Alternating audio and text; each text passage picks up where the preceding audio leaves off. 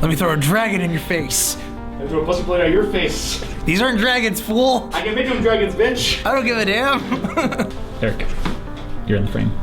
Get out. Hello, everyone. Thank you for checking into Team Forbidden's YouTube page. This is Seto-sama the Fanatic with another profile for you guys. Yang-Zing Zefra. Sort of a little different than most people are running. Most people are going either Yang-Zing Dinosaurs. Most people are either going pure Zefra. I decided to go Zefra Yang-Zing because I kind of like the way that they merge together.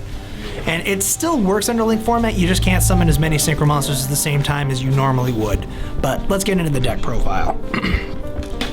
So we got 2 Swanee, 2 Bien, and 2 Bixies. These are the Yang-Zing monsters that you get. Gives 500 attack and defense, can't be destroyed by battle, unaffected by traps. I don't run Pulao in here because we don't have a scale 0. Next, 3 Jiaotu. Normally you only use him as a level 2 tuner, but you can, if the situation is desperate, use his other effect, which is pitch the cards and special summon 2 of the Yang-Zing monsters, and he's an instant Danglong play. Assuming, of course, they don't have an Effect Veiler or a Ghost Ash, aka Ash Blossom, in which case you're screwed. Next, 2 Chiwins. I feel like 2's enough. Don't think you need more than 2. Again, level 1, so you can't Pendulum Summon it. Speaking of Pendulums, 3 Zefraxi, 3 Zefra Yang. For whatever reason, he's ridiculously hard to pull, so I've only got the rares instead of the holos right now. And to complete the engine, 3 Zefrath. If it weren't for what this thing does, I might take him down a little bit, but he is going to use up your extra monster zone if you decide to Pendulum Summon the Yang-Zing Zefra card that you put in that zone. So you have to keep that in mind. Then for additional Pendulum monsters, we have 2 Archfiend Eccentrics. Mostly just there to get rid of spells and traps, but it's a nice good scale 7, so let's say you have this with this in your extra deck via Zefrath's effect, and let's say, for example, Pixie in hand, it allows you to go into Synchro plays. And this one, if it's special summon with the Yang-Zing and targets with the effect, it just makes all of the, it just keeps this card live. So that way you can keep adjusting its scale. Speaking of Zefras, we got 3 Oracle of Zefras, running the super rare because I've actually got 3 of the super rare and it's easier to get than the secret. 3 Zefra Providence. Why was this card not holo? This card is so good. It's literally Rhoda plus Return to the Dragon Lords for Zefras. Next, 2 Dark Hole, 1 Raigeki. If I have to explain why, you probably shouldn't play the game. And win button. If you Synchro Summon with your Synchro Monster that's in the extra monster zone, you can use this to revive it back. 9 times out of 10, you're probably going to be using this to revive Baxia, to use its effect again. And then 1 Yang-Zing Path. I might bump it up to 2. Leave a comment down below what you'd take out for another copy of Path. Next, 3 Pillars, 3 Creation, because the combos with this are unreal, and 1 Torrential.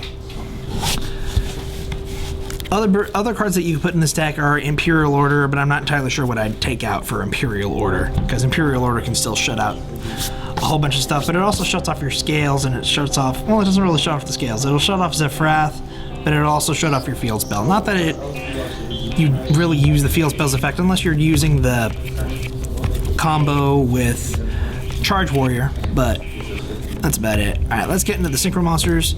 Herald Arclight. I like it in here.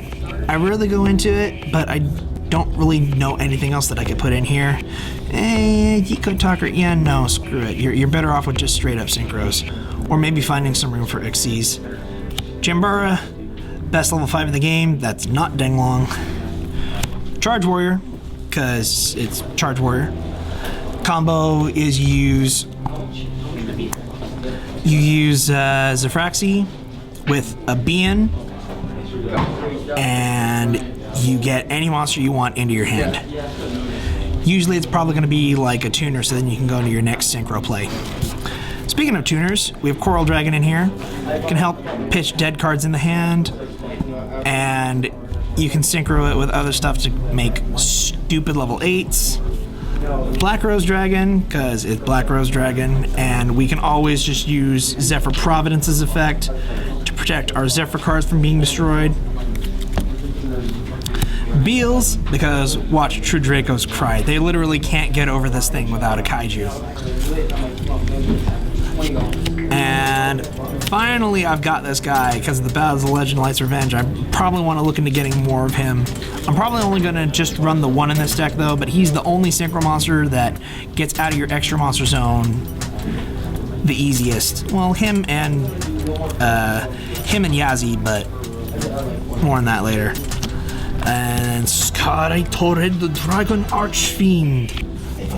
Red Demon's Dragon, best Red Dragon Archfiend card. I mean, I really shouldn't have to explain why. He's arguably the best level 8, the best generic level 8 in the game. Well, second best. This one's the best. And it's Trish Cena. I've been watching a lot of Yu-Gi-Oh! 101 videos lately. And Trish is still awesome. Yes, you can still summon Trish. Yes, is an absolute amazing when this thing ever jumps on the field. 2 dang long. I feel like you only ever need the 2. I don't think 3 is necessary. And 1 Yazi, because you basically pop him off and get the other Yang-Zing from the deck. One of my favorite combos to do is to just set him up in the extra monster zone, make him immune to traps, and then just set 9 pillars. And then you're just like, okay, you try anything, 9 pillars, immune to traps, what now?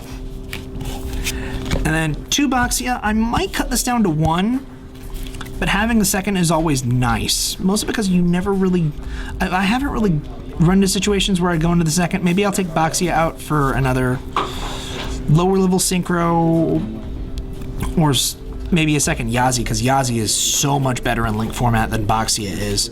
But Boxia is still really good, and it recurs plays and all that good jazz. And then next, 1 Xiaofeng, because I can. I mean, I might take Boxia out for maybe like Leo or something like that, or maybe find room for a Star Eater in here. But aside from that, there's really not much else that I could change with this deck. Star Eater would probably be the best thing to go into, although getting into level 11 with the deck is relatively hard. Hell, I don't even get into 10 all that often. But that's about it. You just have to keep in mind that you can only have 1 monster in the extra monster zone, so you're probably going to be using your own synchro monsters as material a lot. Again, the major combo with Charge Warrior is you have the Oracle of Zefra out, which is not hard to do. I mean, you've got the 3 Zefra Providence. I might even find a way to put Terraforming in here.